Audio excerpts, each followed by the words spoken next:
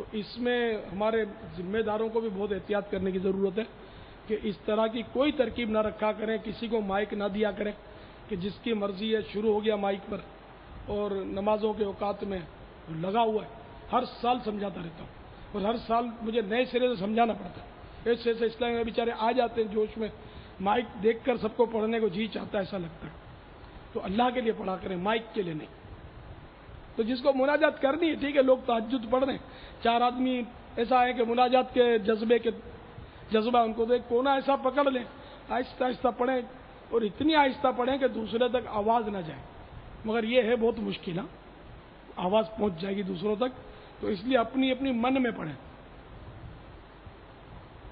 ہاں ابھی جیسے یہ بیان کا ایک سلسلہ ہے اور بیان کا وقت ہے، اعلان بھی ہے، پہلے سے ایک ترکیب اپنا جدول ہے، تو اس میں چاہیے کہ نماز پڑھنے والے کو ہمارے ساتھ تعاون کرنا چاہیے کہ وہ ایسے وقت میں اس سے پہلے نماز سے فارغ ہو جائے یا فراغت کے بعد اگر نوافل پڑھنا چاہے تو پڑھ لے،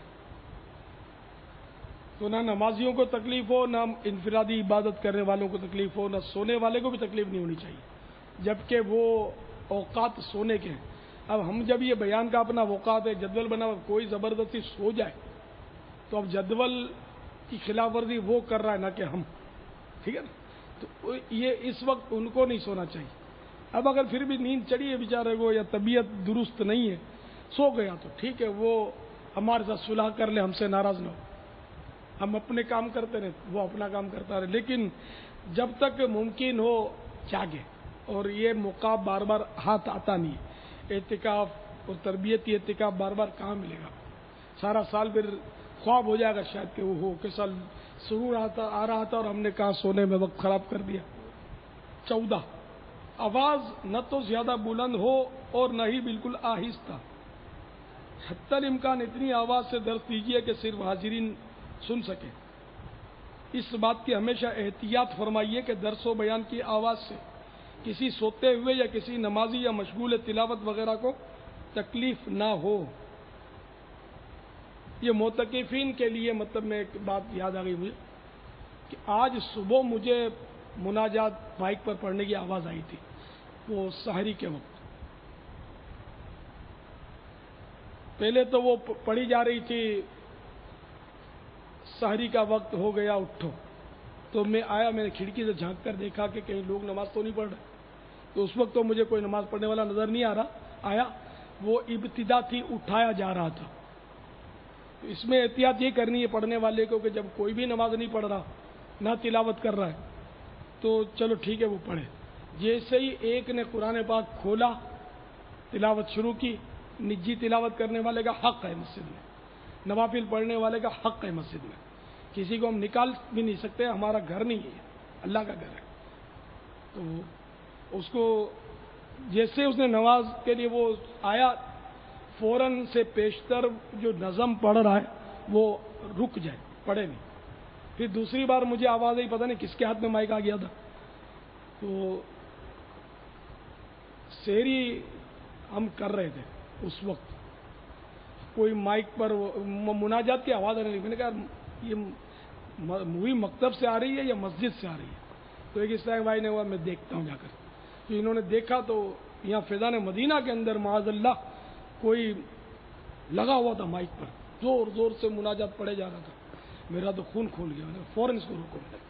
اس نے بتایا کہ بہت سارے لوگ نمازیں پڑھ رہے ہیں، تو یہ میں نے مجلس کا ہے کہ اسلام بھائی تھا، اس کو میں نے ڈانٹا، میں نے کہا تم لوگ کیا کر رہے ہو، یہ کیسے اس طرح، مطلب مائک میں تم لوگوں کو رکھنے سے کیا پھر حاصل ہوں؟ تو اس لیے مطلب یہ کہ ان کو توبہ کرنی پڑے گی، جتنی بار ایسا کیا، جب کیا، جس نے کیا سب کو توبہ، جس کے سامنے کیا اس کو توبہ۔ میں بھی سب کے سامنے توبہ کرتا ہوں کہ آج تک جتنی اس طرح کی غلطیاں کی، میں توبہ کرتا ہوں، یا اللہ میرے گناہ معاف فرما، کہ نمازیوں کو مجھ سے تکلیف ہوئی، تلاوت کرنے والوں کو تکلیف ہوئی، نجی عبادت کرنے والوں کو تکلیف ہوئی، آپ سب گواہ ہو جائیں، میں توبہ کرتا ہوں۔ اور جن کو جو موجود نہیں ہے اور ان کے سامنے میں نے یہ غلطیاں یا جس طرح کے گناہ کیے ہیں، میں سب سے توبہ کرتا ہوں، برائے کرم ان تک میری توبہ کی خبر پہنچا دیجئے کہ الیاس قادری توبہ کر چکا ہے۔ تو آپ سب بھی سب کے سامنے توبہ کریں جنہوں نے اس طرح نمازیوں کو تکلیفیں پہنچائیں۔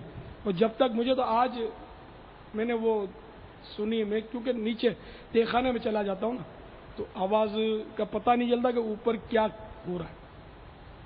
تو اس لیے مہربانی کر کے مجلس کو ہر سال نہ سمجھانا پڑے, اس کو آخری سمجھیں یا آخری بار سمجھائیں.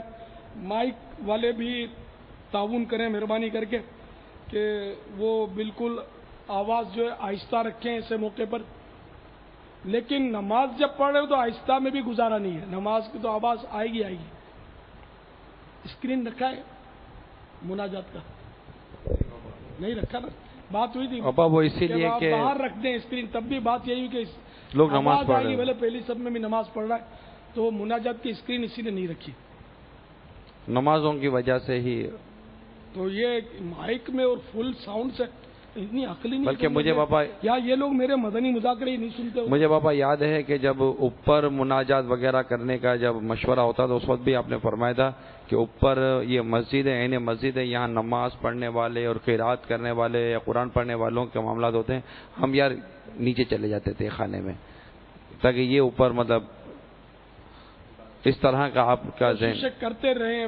غلطیاں بھی بہت ہوئی ہیں, بہت گناہ ہوئے ہیں, آئندہ بھی نہیں ہوں گے اس کی کوئی گارنٹی نہیں. اللہ میرے گناہ معاف فرما دے, آمین. ہم سب کے گناہ معاف فرما دے. جب جاگے ہوا سویرا یوں سمجھ تو مہربانی کر کے آپ خود سوچیں.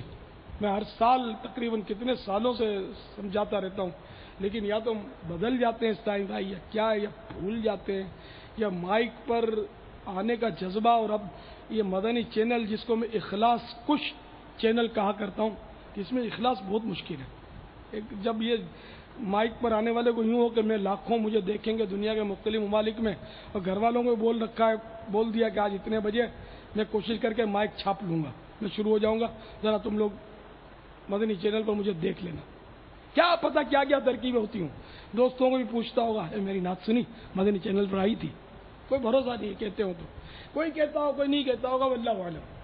پھر کہے تو گناہ نہیں ہے, لیکن ایک بات بولتا ہوں کہ پتہ نہیں کون سا, مگر یہ نمازی جب نماز اتنے سارے تہجد پڑھ رہے ہیں, آپ دیکھ بھی رہے ہیں اور پڑھے جا رہے ہیں, یار ایسا تو نہیں کرو.